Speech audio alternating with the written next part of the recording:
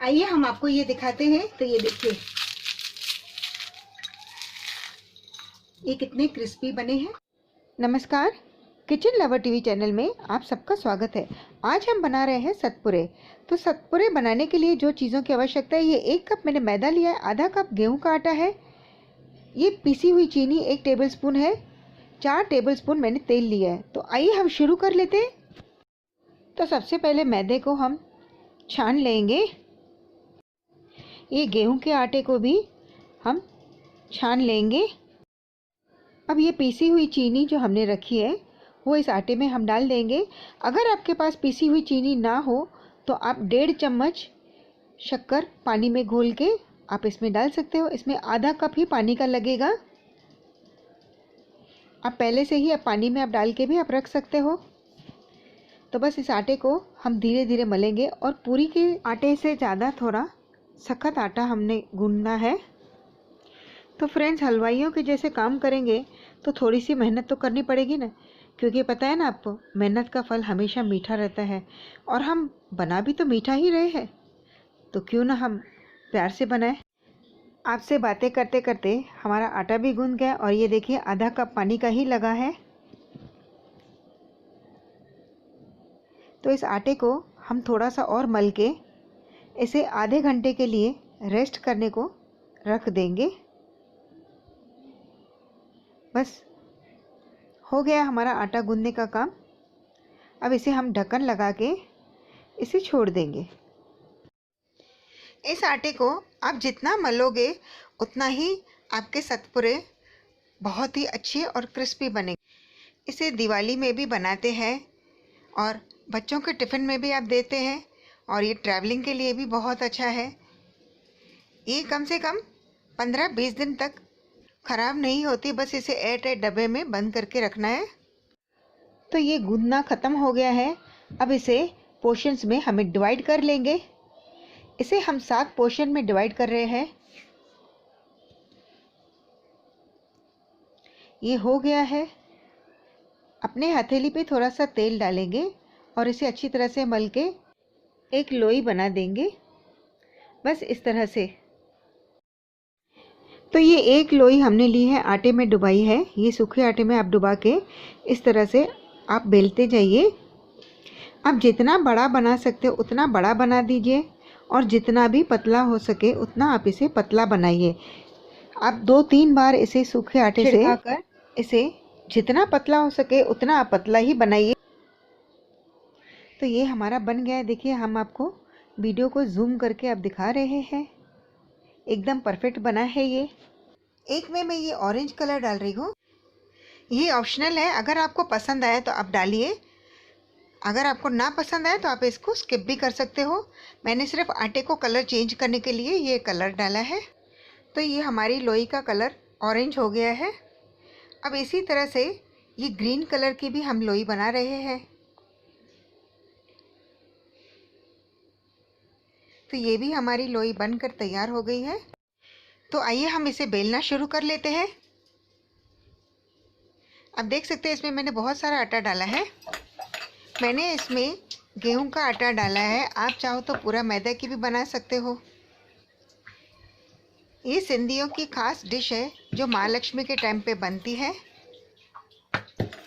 इसे बनाने का मौका ना ढूंढिए, जब आपका मन चाहे, जब आपका दिल लगे तब आप इसे बना लीजिए। फ्रेंड्स, अगर आपने मेरे चैनल को सब्सक्राइब नहीं किया तो प्लीज़ सब्सक्राइब कीजिए, ताकि हमारे आने वाले वीडियोस की आपको नोटिफिकेशन मिल सके। बेल बटन दबाना ना भूलें। तो ये हमारा बेलना ख़त्म हो गया है। अब ये साटा हम बना रहे हैं।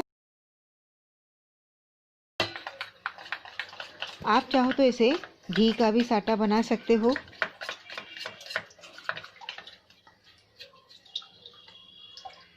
ये सारा आटा हमने इसमें मिला दिया। आप चाहो तो इसे घी डाल के भी बना सकते हो। बस ऐसे ही परफेक्ट कंसिस्टेंसी है। तो देखिए, ये 1 टेबलस्पून मैंने इसमें डाल दिया है। ये एक ही जगह पर अटक रहा है फ्रेंड्स। आप इसे ब्रश से या चम्मच से ना करें, आप अपने हाथों से ही करें। क्योंकि हाथों से आप देख सकते हो कितना अच्छी तरह से ये हो रहा है। ये दूसरा वाला भी हम इसी तरह से डाल देंगे। अब इसे हम हाथों से ही करेंगे। तो देखिए हाथों से एकदम परफेक्ट हो रहा है। ये तीसरा वाला भी हमने इसमें डाल दिया है। एकदम मस्त।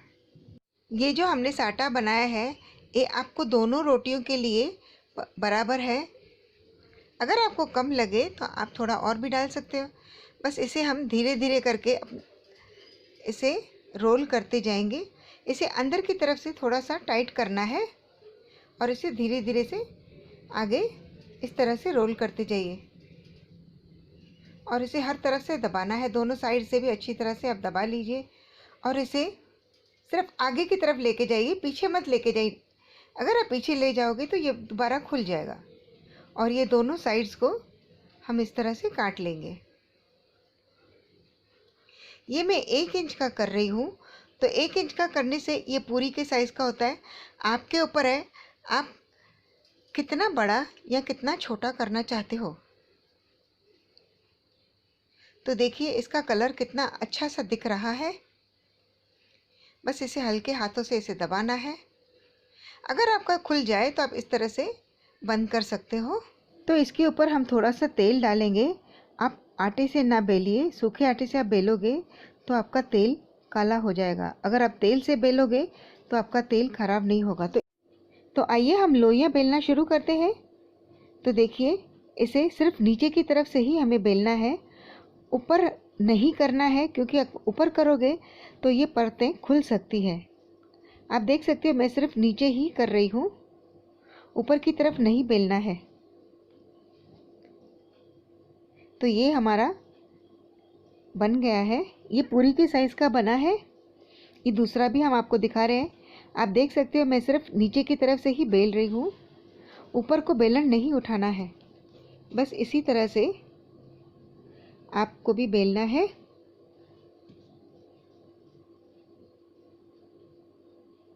तो ये हमारा दूसरा भी बनकर तैयार हो गया है।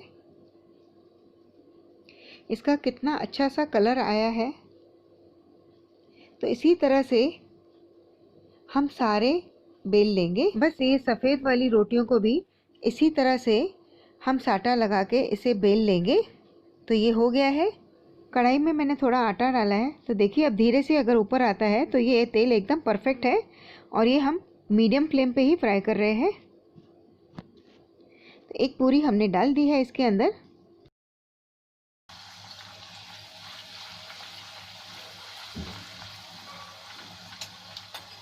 इसके ऊपर थोड़ा सा ऑयल डालेंगे तो जल्दी फ्राई हो जाएगा।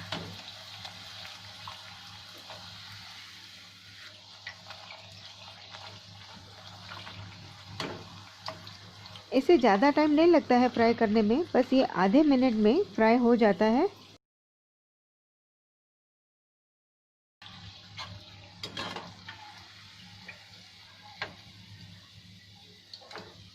तो ये देखिए ये हमारा बन गया है।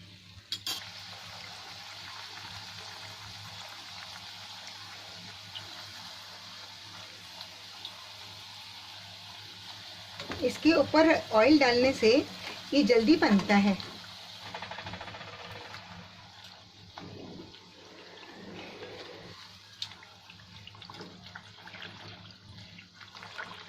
इसे हम इस तरह से थोड़ा दबा देने से ये बीच से भी पक जाएगा, कहीं पे भी कच्चा नहीं रहेगा। ये कितने क्रिस्पी बने हैं।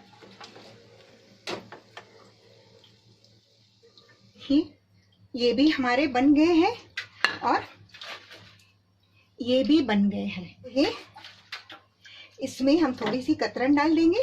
तो ये देखिए